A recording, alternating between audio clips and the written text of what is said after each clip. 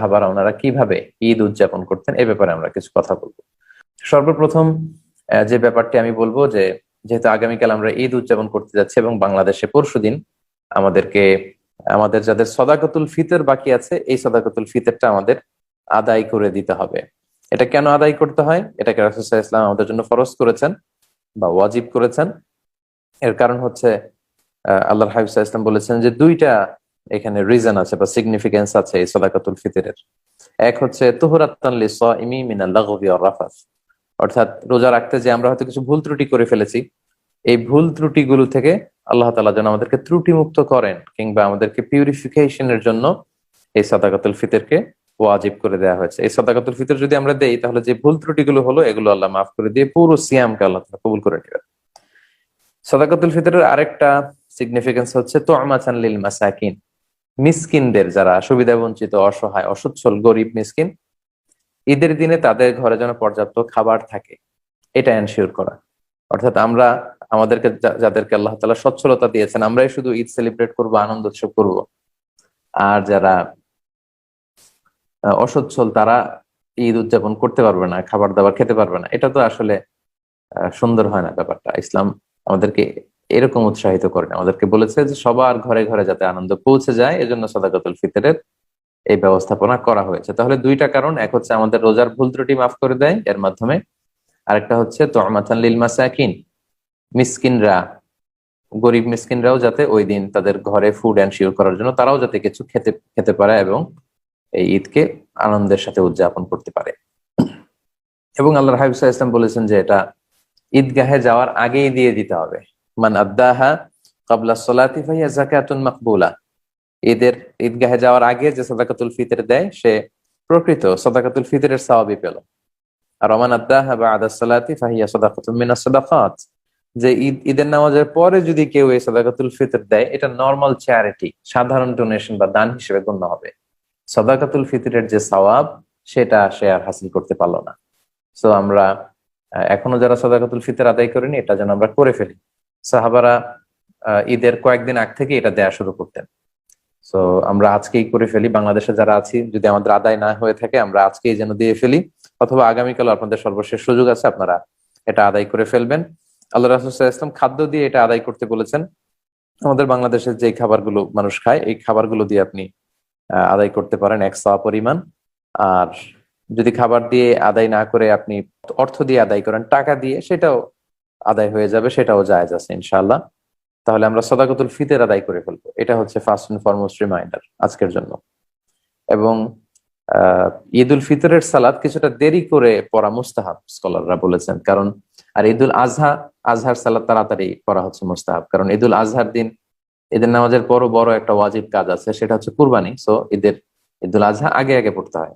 আর ঈদুল ফিতর একটু দেরি করে পড়া মুস্তাহাব, কারণ হচ্ছে যাতে বেশি সংখ্যক লোক যাদের সাদাকাতুল ফিতর বাকি আছে তারা সেগুলো আদায় করে যেন ঈদগাহে আসতে পারে, এজন্য ঈদুল ফিতরের সালাত কিছুটা বিলম্ব করে পড়া মুস্তাহাব। আরেকটি বিষয় হচ্ছে আজকে আমরা যারা 30তম সিয়াম পালন শেষ করব, আজকে আমরা মাগরিবের সালাতের পরপরই আল্লাহর বড়ত্বের ঘোষণা দিব, যেটাকে আমরা আত-তাকবীর বলি। আত-তাকবীর, আমরা তাকবীর দেব, কারণ এবং এই তাকবীরটা আজকে মাগরিবের সালাতের পর থেকে আগামীকাল ঈদের নামাজের আগ পর্যন্ত। ঈদুল আজহার তাকবীরটা এটা 5 দিন ব্যাপী, 9 তারিখ ফজর থেকে 13 তারিখ আসর পর্যন্ত, কিন্তু ঈদুল ফিতরের তাকবীর হচ্ছে শাওয়ালের চাঁদ দেখার পর থেকে মুসল্লায় যাওয়ার আগ পর্যন্ত। এবং এই তাকবীরের ব্যাপারে সূরাতুল বাকারায় আল্লাহ তাআলা ইরশাদ করছেন, যে আয়াতটি দিয়ে আমি আমার কথা আজকে শুরু করেছি, সেটা হচ্ছে ওয়ালিতুকাব্বিরুল্লাহ ওয়ালিতুকমিলুল ইদ্দাতা ওয়ালিতুকাব্বিরুল্লাহ আলা মা হাদাকুম ওয়া লাআল্লাকুম তাশকুরুন। অর্থাৎ প্রথমে তোমরা ওয়ালিতুকমিলুল ইদ্দা, তোমরা ইদ্দত পূরণ করবে, অর্থাৎ সিয়ামের যে পূর্ণ সময় 29 দিন বা 30 দিনের যে সিয়াম এটা শেষ করবে, করার পরে ওয়ালিতুকাব্বিরুল্লাহ, তোমরা আল্লাহর বড়ত্বের ঘোষণা দিবে। কেন? আলা মা হাদাকুম, এই যে আল্লাহ তাআলা তোমাদেরকে হেদায়েতের উপর অটল রেখেছেন, সিয়াম পালনের সুযোগ দিয়েছেন, কিয়াম করার সুযোগ দিয়েছেন, রমাদানে ইবাদতের সুযোগ দিয়েছেন, এটা শুকরানা স্বরূপ আমরা যেন আল্লাহর নামের বড়ত্বের ঘোষণা দিই। আমরা আরব বিশ্বে প্রথমে 3 বার আল্লাহু আকবার, এরপর লা ইলাহা ইল্লাল্লাহ, এরপর আল্লাহু আকবার ওয়ালিল্লাহিল হামদ, এভাবে আমরা তাকবীর পড়ে থাকি। আরব বিশ্বে পড়েছি, মালয়েশিয়াতে এভাবে পড়ে, বাংলাদেশে 2 বার আল্লাহু আকবার, তারপর লা ইলাহা ইল্লাল্লাহ, আবার 2 বার আল্লাহু আকবার, তারপর ওয়ালিল্লাহিল হামদ। এগুলো সবগুলোই সহিহ হাদিস দ্বারা প্রমাণিত। আপনারা যে কোনো একটা তাকবীরের বাক্য পড়ার মধ্য দিয়ে আপনারা তাকবীর দিতে পারেন। মালয়েশিয়াতে এইভাবে তাকবীর পড়ে, আল্লাহু আকবার, আল্লাহু আকবার, আল্লাহু আকবার, লা ইলাহা ইল্লাল্লাহু, আল্লাহু আকবার, আল্লাহু আকবার, ওয়ালিল্লাহিল হামদ। খুব চমৎকার একটা মেলোডিতে তারা ঈদের সালাতের আগে ইমাম মুয়াজ্জিনরা সবাই মিলে পড়ে, পাশাপাশি মুসল্লিরাও সবাই পড়ে। চমৎকার একটা ইবাদতের ভাব গাম্ভীর্যময় পরিবেশের মধ্যে তারা ঈদ সেলিব্রেট করে। তো এই তাকবীরটা যেন আজকে মাগরিবের সালাতের পর থেকে আমরা শাওয়ালের চাঁদ দেখার পরপরই যেন আমরা দেই। ঈদের সালাতের ক্ষেত্রে ঈদের দিন সকালবেলা গোসল করা হচ্ছে মুস্তাহাব। রাসূল সাল্লাল্লাহু আলাইহি ওয়াসাল্লাম গোসল করেছেন ঈদের দিন, এটা হাদিসে পাওয়া যায় না। তবে সালফে সালেহিনের পরবর্তী তাবে তাবিন তাবিরা ওনারা অনেকে এটা নিজেরা এটা প্র্যাকটিস করতেন, ওনারা গোসল করতেন। জুমার দিন গোসল করা সুন্নাহ এবং ঈদের দিন গোসল করাও এটা উত্তম। যদি আপনি গোসল করে ঈদের সালাতে অংশগ্রহণ করেন সেটা সুন্দর, এবং আমরা এটাতে অভ্যস্ত, মোটামুটি আমরা সবাই গোসল করেই তারপর ঈদের সালাতে যাই। তারপর লুবসু আহসানি সিয়াব, সুন্দর জামা কাপড় পরা। নতুন জামা যদি থাকে তাহলে সেটা ভালো, আর নতুন জামা যদি না থাকে তাহলে আগের যে জামাগুলো আছে সেগুলোই আমরা ধুয়ে আয়রন করে সুন্দর একটা পোশাক পরে আমরা ঈদের সালাতে যাবো ইনশাআল্লাহ। ঈদের দিন পারফিউম দেয়া সুন্নাহ, আতর দেয়া সুন্নাহ। আল্লাহ রাসূল সাল্লাল্লাহু আলাইহি ওয়াসাল্লাম সবসময় আতর ব্যবহার করতেন আমরা জানি, এবং তিনি বলতেন যে আরবাউন মিন সুনানিল মুরসালিন, চারটা সুন্নাত আছে যেগুলো সব নবীদের মধ্যে পাওয়া যায়। এর মধ্যে একটা হচ্ছে আল উতুর, এই আতর ব্যবহার করা, সুগন্ধি ব্যবহার করা। আল্লাহ রাসূল সাল্লাল্লাহু আলাইহি ওয়াসাল্লাম হাতের এইখানে সুগন্ধি ব্যবহার করতেন তালুতে, ফলে যার সাথে মুসাফা করতেন তাতে সবার সাথে বিষ্ণু নবী সাল্লাল্লাহু আলাইহি ওয়াসাল্লামের ব্যবহার করা হাতের সুগন্ধি চলে যেত। তিনি কপাল সিটি করে মাঝখানে আতর ঢেলে দিতেন, সাহাবারা বলতেন যে আতর বেয়ে বেয়ে পড়ছে, আমরা দেখতাম। তিনি যেখানে সিজদা দিতেন সেখানে আতরের ঘ্রাণ লেগে থাকতো। রাসূল সাল্লাল্লাহু আলাইহি ওয়াসাল্লাম সুগন্ধি ব্যবহার করতেন। আমরা ঈদের দিন যাওয়ার আগে ঈদগাহে যাওয়ার আগে সুগন্ধি ব্যবহার করতে পারি। এরপর ঈদুল ফিতরের সালাতে যাওয়ার আগে, ঈদগাহে যাওয়ার আগে মিষ্টি মুখ করে যাওয়া সুন্নাত। আল্লাহর হাবিব সাল্লাল্লাহু আলাইহি ওয়াসাল্লাম খেজুর খেয়ে যেতেন বেজোড় সংখ্যক, 1, 3, 5, 7 এরকম। তিনি খেজুর খেয়ে তারপরে ঈদগাহে যেতেন। আর ঈদুল আজহার দিন রাসূল সাল্লাল্লাহু আলাইহি ওয়াসাল্লাম ঈদগাহে যাওয়ার আগে, সালাতের আগে কিছু খেতেন না, বরং ঈদের সালাতের পরপরই তিনি কুরবানি করতেন, এবং কুরবানির গোশত দিয়েই তিনি সেদিন ওনার প্রথম খাবারটা, ফুডটা বা মিলটা তিনি নিতেন। তো আগামীকাল আমরা চাইলে ঈদগাহে যারা যাব বাংলাদেশ, তার পরের দিন আপনারা খেজুর যদি বাসায় থাকে 1, 3, 5, 7 বেজোড় সংখ্যক খেজুর খেয়ে ঈদগাহে আপনারা যেতে পারেন। খেজুর না থাকলে পায়েস, ফিন্নি, যে কোনো ধরনের মিষ্টান্ন আমরা খেয়ে তারপরে ঈদগাহে যাব।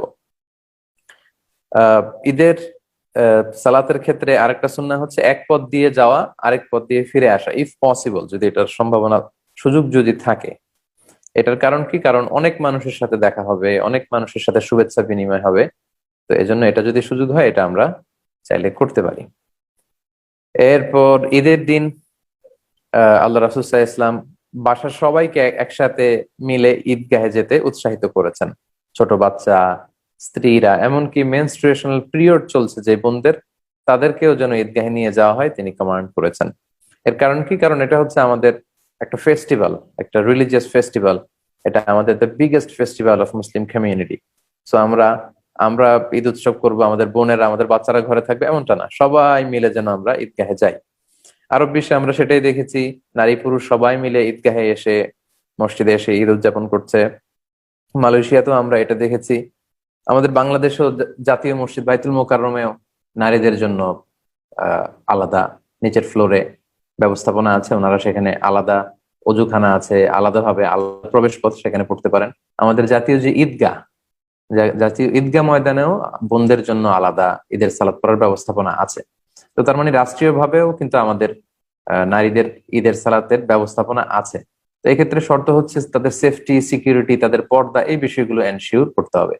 এগুলো যদি এনশিওর করা যায়, তাদের ঈদগাহে বা মসজিদে যাবে প্রবেশ পথ ভিন্ন, তাদের অজুখানা ভিন্ন, তাদের সেফটি, সিকিউরিটি, তাদের হেজাব, এগুলো যদি এনশিওর করা যায়, আমাদের অন্যান্য জেলাতেও আমরা আস্তে আস্তে চাইলে কিন্তু এটা পালন করতে পারি, যাতে করে মেয়েদের অংশে মেয়েরা সালাত পড়লো।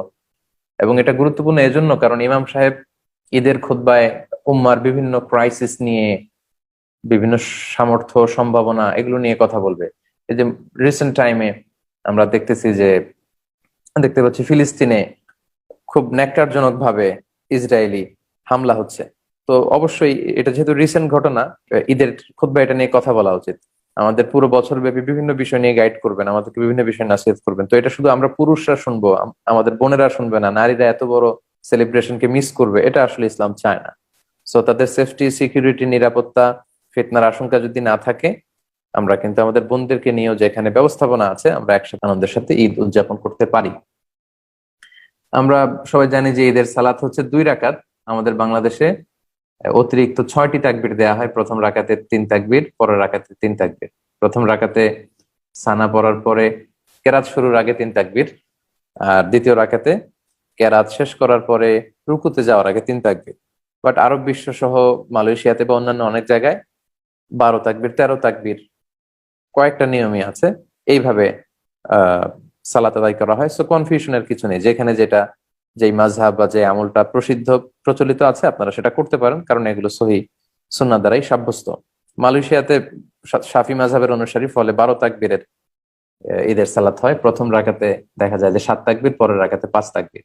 আর হাম্বলি আর মালিকি মাযহাবে ওনারা 13 তাকবীরে পড়েন, প্রথম রাকাতে 7, পরের রাকাতে 6। সো এভাবে আমরা ঈদ উল ফিতরের সালাত আমরা আদায় করব। এবং আল্লাহ রাসূল সাল্লাল্লাহু আলাইহি ওয়াসাল্লাম ঈদ উল ফিতরের সালাতে হাদিসে এসেছে যে প্রথম রাকাতে সূরা আ'লা পড়তেন, সাব্বিহ ইসমা রাব্বিকাল আ'লা। দ্বিতীয় রাকাতে গাশিয়া পড়তেন, সূরাতুল গাশিয়া। আরেক বর্ণনায় এসেছে প্রথম রাকাতে সূরা কাফ পড়তেন এবং দ্বিতীয় রাকাতে তিনি সূরাতুল কামার পড়তেন। এগুলো আবশ্যকীয় কিছু না, যেহেতু হাদিস আমরা পাই আমাদের প্রিয় নবী সাল্লাল্লাহু আলাইহি ওয়াসাল্লাম তিনি এভাবে ঈদের সালাত পড়তেন, আমরা চাইলে এই সূরাগুলো দিয়ে পড়তে পারি। ঈদের সালাতের পরে আরেকটা যে ব্যাপার রয়েছে সেটা হচ্ছে ঈদের খুতবা। এটা ঈদের খুতবা দেয়া সুন্নাহ। এবং একটু আগে আমি বলেছি যে একজন ট্রু খতিব, ভালো খতিব, একজন যোগ্য খতিব, তার কাজ হচ্ছে পুরা মুসলিম উম্মার সমস্যার সম্ভাবনা নিয়ে উম্মাকে ইনস্ট্রাক্ট করা, গাইড করা। তো এই খুতবাগুলো ওই রকমই হওয়া উচিত। এবং এই খুতবা শোনা সুন্নাহ, আমরা যেন মনোযোগ দিয়ে খুতবাগুলো শুনি। এবং খুতবার পরে আমাদের ঈদের সালাতের, ঈদ উল ফিতরের সালাতের যে আনুষ্ঠানিকতা, এটা শেষ হয়ে যায়। এরপর আমরা শুভেচ্ছা বিনিময় করতে পারি। সাহাবারা ঈদের দিন একে অপরের সাথে দেখা হলে ওনারা পড়তেন তাকাব্বালাল্লাহু মিন্না ওয়া মিনক, অর্থাৎ আল্লাহ তাআলা আমাদের পক্ষ থেকে তো আপনাদের পক্ষ থেকে আমাদের নেক কাজগুলো কবুল করে নিক। এই যে পুরো মানে রমাদানে, লং পিরিয়ড অফ টাইমে, হোল দ্য রমাদানে আমরা সিয়াম, আমাদের কিয়াম, আমাদের তেলাওয়াত, আমাদের সাদাকা, এগুলো করলাম। আল্লাহ তাআলার কাছে আমরা দোয়ার মতো করে এটা কিন্তু বলতে পারি যে তাকাব্বালাল্লাহু মিন্না ওয়া মিনক, মানে আল্লাহ তাআলা আমার ইবাদত, আপনার ইবাদত এগুলো কবুল করে নিক। এটা ছাড়াও সুন্দর, সৌজন্যমূলক যে কোনো ভদ্র ভাষার ডিসেন্ট কোনো ওয়ার্ড দিয়ে আমরা শুভেচ্ছা বিনিময় করতে পারি। আমাদের বাংলাদেশে আমরা সাধারণত ঈদ মুবারক বলে অভ্যস্ত। এটা খুবই সুন্দর একটা ফ্রেজ, খুবই সুন্দর শব্দ। ঈদ মুবারক মানে ঈদ আমাদের জন্য বরকতময় হোক, মানে full of blessings and mercy হোক। চমৎকার একটা শুভেচ্ছা বিনিময়ের বাক্য, আমরা এটা বলতে পারি। অন্যান্য দেশে, অন্যান্য কালচারে যে সমস্ত শব্দ বা শব্দগুচ্ছের মাধ্যমে, ফ্রেজের মাধ্যমে শুভেচ্ছা বিনিময় করা হয়, আমরা এগুলো সবগুলোই করতে পারি, এতে কোনো বিধি নিষেধ নেই ইনশাআল্লাহ। তবে সাহাবারা তাকাব্বালাল্লাহু মিন্না ওয়া মিনক এটা পড়তেন। আমরা যেন এই সুন্নাহর সাথেও যাতে বা সাহাবাদের এই শুভেচ্ছা পদ্ধতির সাথেও যেন আমরা পরিচিত হই, আমরা চাইলে এটাও মুখস্থ করে একে অপরের সাথে শুভেচ্ছা বিনিময় করতে পারি। পাশাপাশি আমাদের দেশে মুসাফাহা করা, মুআনাকা করা, এগুলো সবগুলোই প্রশংসিত, এগুলো সবগুলোই করা যেতে পারে। আমাদের বাংলাদেশে ঈদের সালাতের পরে দল বেঁধে গ্রামে দেখা যায় যে লোকজন কবর জিয়ারত করতে যায়। এটা ঈদের দিনের জন্য এরকম খাস করে নেয়া, অনেক স্কলাররা এটাকে মাকরু বলেছেন। যেহেতু ঈদ হচ্ছে একটা আনন্দের দিন, কবরে গেলে মানুষের কান্না আসে। হ্যাঁ, যাদের রেগুলার বেসিসে কবর জিয়ারত করার অভ্যেস আছে, সবসময় কবর জিয়ারত করা যায়। কবর জিয়ারত করা সুন্নাহ, কবর জিয়ারত করা এটা একটা ইবাদত, এবং ইবাদত হতে হবে শরীয়তের দেখানো পন্থায়। সো ঈদের দিনের জন্য খাস মনে করা, এরকম মনে করে এটা করা উচিত নয়, এটাকে অনেকে মাকরু বলেছেন। আর কারো যদি আদাত, অভ্যেস থাকে যে প্রতিদিনই তিনি তার মায়ের কবরের সামনে যে জিয়ারত করেন, তাহলে সেটা তিনি করতে পারেন ইনশাআল্লাহ।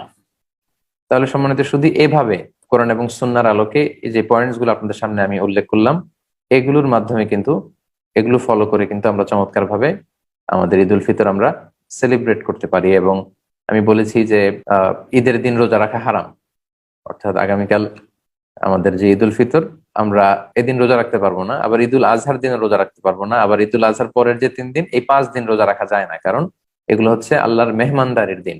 আল্লাহ তাআলা হচ্ছেন, তিনি হচ্ছেন আমাদেরকে মেহমানদারি করাচ্ছেন। সো এই দিনে খাওয়া পান করা, আত্মীয়দের বাসায় বেড়াতে যাওয়া, শুভেচ্ছা বিনিময় করা, উপহার, একে অপরকে উপহার দেওয়া, এগুলো হচ্ছে ঈদের সৌন্দর্যকে আরো বেশি করে ফুটিয়ে তোলে। সো আমরা ঈদের দিন রোজা রাখতে পারবো না, তবে ঈদ উল ফিতরের পরে যে মাসটা, মানে ঈদ উল ফিতর যে মাসে, অর্থাৎ শাওয়াল মাস, এই শাওয়াল মাসে কিন্তু আল্লাহর হাবিব সাল্লাল্লাহু আলাইহি ওয়াসাল্লাম 6টা রোজা রাখতেন। সো যেহেতু এটা কানেক্টেড, এজন্য আমি একটু করে বলে রাখি। আবু আইয়ুব আনসারী রাদিয়াল্লাহু তাআলা আনহুর বর্ণনায় এসেছে যে আল্লাহর হাবিব সাল্লাল্লাহু আলাইহি ওয়াসাল্লাম বলেছেন, মান সামা রমাদানা সুম্মা আতবাআহু সিত্তাম মিন শাওয়ালিন কানা কাসিয়ামিদ দাহর। যে ব্যক্তি রমাদানের সিয়াম পালন করলো, এরপর পর শাওয়াল মাসে আবার 6টা রোজা রাখলো, সেজন্য সারা বছর ব্যাপী রোজা রাখলো। সুবহানাল্লাহ বিহামদি। অনেক বড় একটা সুযোগ আমাদের। রমাদান রোজা রেখে কেউ শাওয়ালের 6 রোজা রাখলে, সারা বছর রোজা রাখলে যে সওয়াব, সে পরিমাণ সওয়াব রিওয়ার্ড আল্লাহ তাআলা তার আমল নামে দিয়ে দিবে।